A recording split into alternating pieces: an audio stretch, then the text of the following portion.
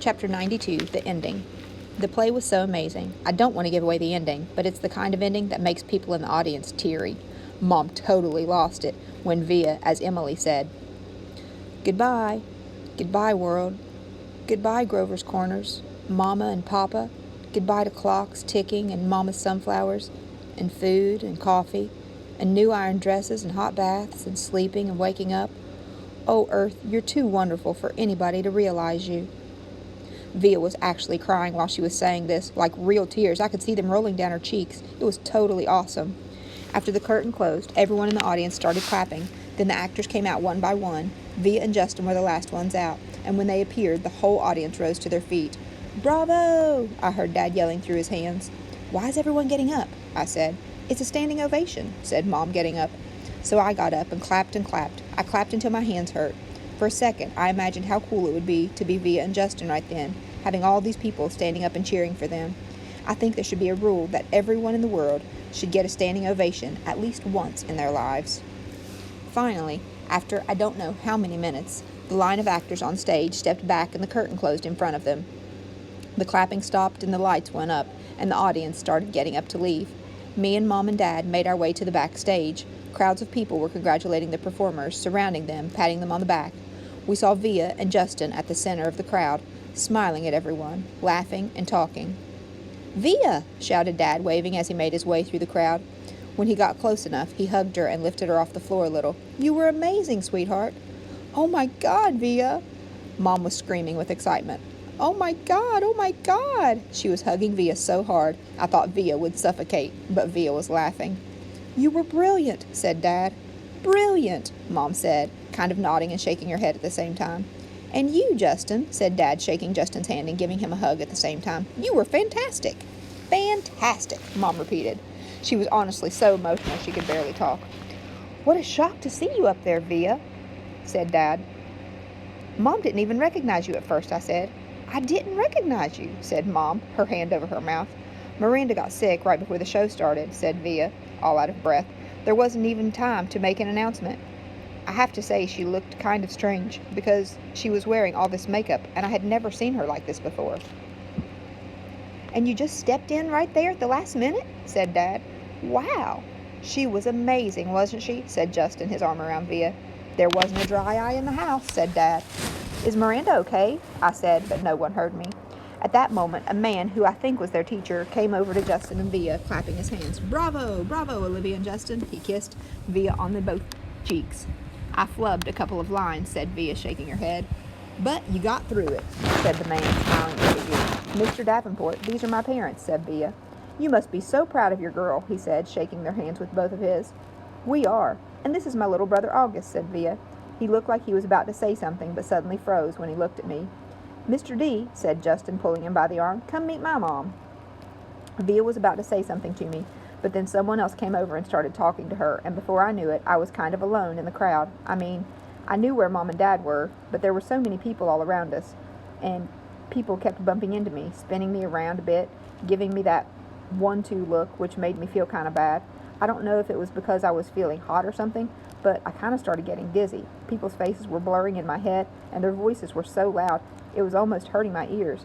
I tried to turn the volume down on my Lobot ears, but I got confused and turned them louder at first, which kind of shocked me.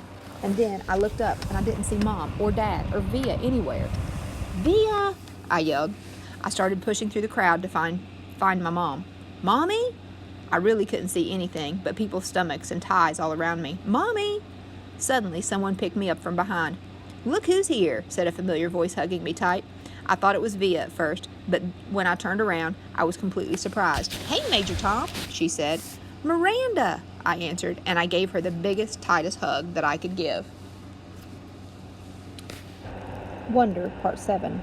Miranda.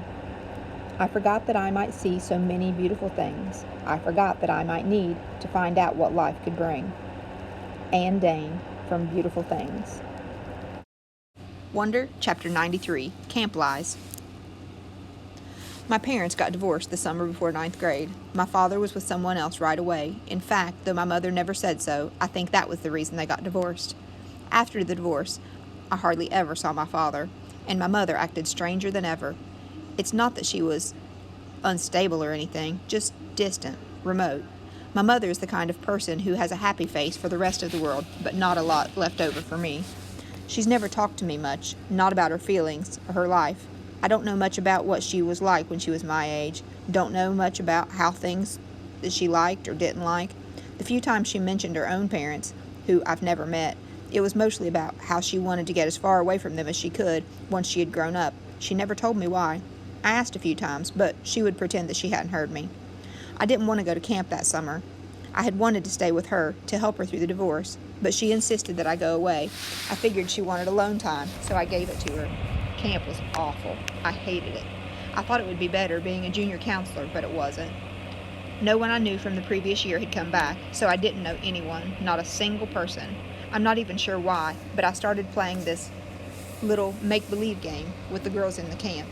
They'd ask me stuff about myself, and I'd make things up. My parents were in Europe, I told them. I live in a huge townhouse on the nicest street in North River Heights, and I have a dog named Daisy. Then one day I blurted out that I had a little brother who was deformed. I have absolutely no idea why I said this. It just seemed like an interesting thing to say, and of course the reaction I got from the little girls in the bungalow was dramatic.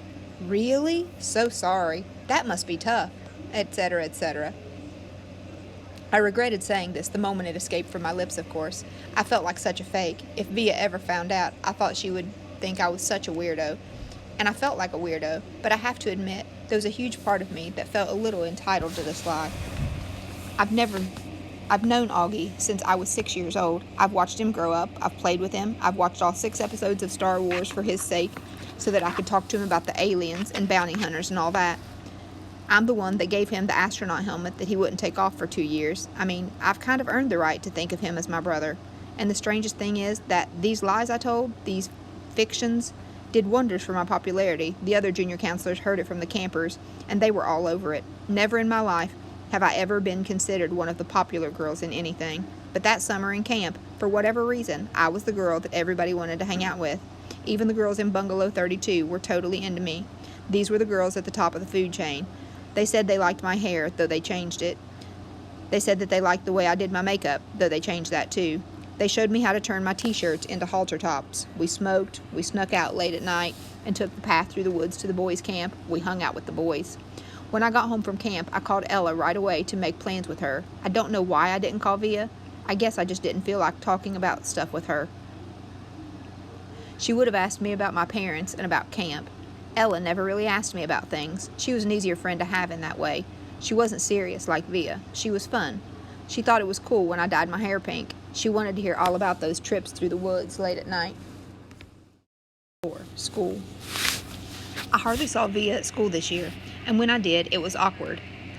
It felt like she was judging me. I knew she didn't like my new look. I knew she didn't like my new group of friends. I didn't much like hers. We never actually argued. We just drifted away. Ella and I badmouthed her to each other.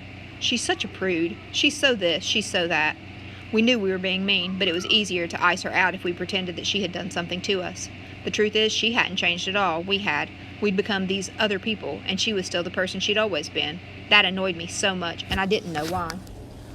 Once in a while, I'd look over to see who she was sitting with in the lunchroom, or check the elective list to see what she had signed up for. But except for a few nods in the hallway and an occasional hello, we never really spoke to each other. I noticed Justin about halfway through the school year. I hadn't noticed him at all before, other than that he was the skinny, cutish dude with thick glasses and longish hair who carried a violin case everywhere. Then one day I saw him in front of the school with his arm around Via. "So Via has a boyfriend," I said to Ella, kind of mocking. I don't know why it surprised me she'd have a boyfriend. Out of the 3 of us, she was totally the prettiest. Blue eyes and long dark hair. But she just never acted like she was at all interested in boys. She acted like she was too smart for that kind of stuff. I had a boyfriend too, a guy named Zach. When I told him I was choosing the theater elective, he shook his head and said, "Careful you don't turn into a drama geek." Not the most sympathetic dude in the world, but very cute, very high up on the totem pole, a varsity jock. I wasn't planning on taking theater at first, and then I saw Via's name on the sign-up sheet and just wrote my name down on the list. I don't even know why. We managed to avoid one another throughout most of the semester, like we didn't even know each other. Then one day I got to theater class a little early, and Davenport asked me to run off additional copies of the play. He was planning on having us do the spring production, The Elephant Man. I had heard about it, but I didn't really know what it was about, so I started skimming through the pages while I was waiting at the Xerox machine. It was about a man who lived more than 100 years ago, named John Merrick, who was terribly deformed. "We can't do this play, Mr. D," I told him when I got back to class, and I told him why. "My little brother has a birth defect, and he has a deformed face, and this play hit too close to home." He seemed annoyed and a little unsympathetic, but I kind of said that my parents would have a real issue with school doing this play, so anyway, he ended up switching it to Our Town. I think I went for the role of Emily Gibbs because I knew Via was going to go for it too. It never occurred to me that I would beat her for the role. Chapter 95, What I Miss Most. One of the things I miss most about Via's friendship is her family. I loved her mom and dad. They were always so welcoming and nice to me. I knew they loved their kids more than anything. I always felt safe around them, safer than everywhere else in the world. How pathetic that I felt safer in someone else's house than in my own, right? And of course I loved Augie. I was never afraid of him. Even when I was little, I had friends that couldn't believe I'd ever go to Via's house. "His face creeps me out," they'd say, or "You're stupid." And I'd tell them that Augie's face isn't so bad once you get used to it. I called Via's house once just to say hello to Augie.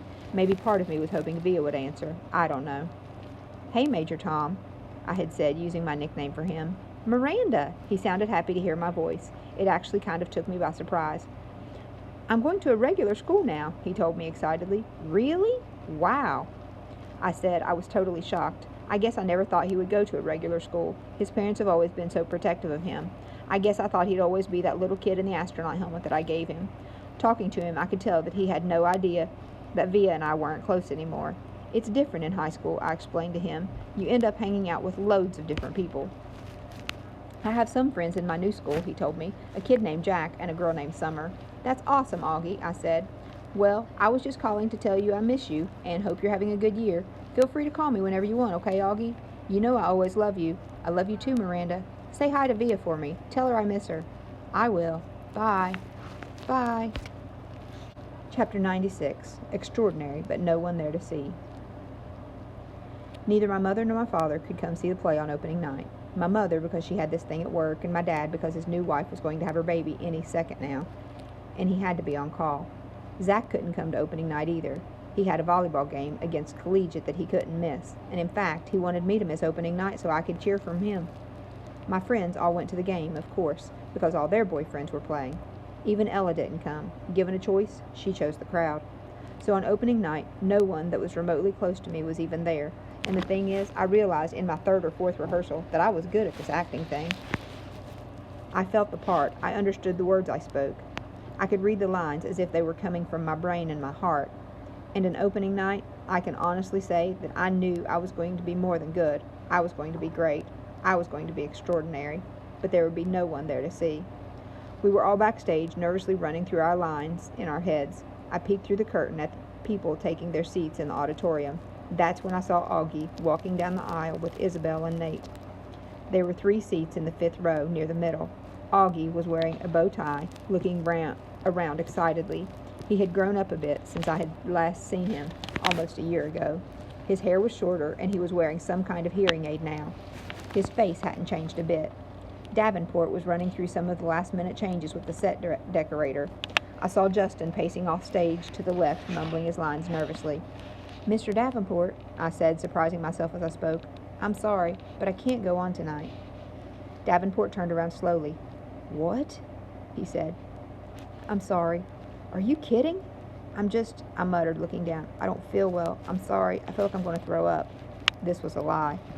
"It's just last-minute jitters." "No, I can't do it, I'm telling you." Davenport looked furious. "Miranda, this is outrageous." "I'm sorry." Davenport took a deep breath, like he was trying to restrain himself to be truthful. I thought he looked like he was going to explode. His forehead turned bright pink. "Miranda, this is absolutely unacceptable. Now go take a few deep breaths and—" "I'm not going on," I said loudly, and the tears came to my face fairly easily. "Fine," he screamed, not looking at me. Then he turned to a kid named David, who was the set director. "Go find Olivia in the lighting booth. Tell her that she's filling in for Miranda tonight." "What?" said David, who was not too swift. "Go," shouted Davenport in his face. "Now!" The other kids had caught on to what was happening and gathered around. "What's going on?" said Justin. "Last minute change of plans," said Davenport. "Miranda doesn't feel well." "I feel sick," I said, trying to sound sick. "So why are you still here?" Davenport said to me angrily. Stop talking and take off your costume and give it to Olivia, okay? Come on, everybody. Let's go, let's go." I ran backstage to the dressing room as quickly as I could and started peeling off my costume. 2 seconds later, there was a knock, and Via half opened the door. "What's going on?" she said. "Hurry up, put it on," I answered, handing her the dress. "You're sick?" "Yeah, hurry up." Via looked stunned. She took off her t-shirt and jeans and pulled the long dress over her head. I pulled it down for her and then zipped up the back.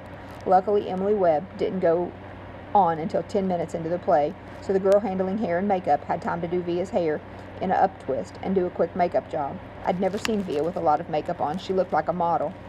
"I'm not even sure I'll remember my lines," Via said, looking at herself in the mirror. "Your lines?" "You'll do great," I said. She looked at me in the mirror. "Why are you doing this, Miranda?" "Olivia!" It was Davenport, hush shouting from the door. "You're on in 2 minutes. It's now or never." Via followed him out the door, so I never got a chance to answer her question.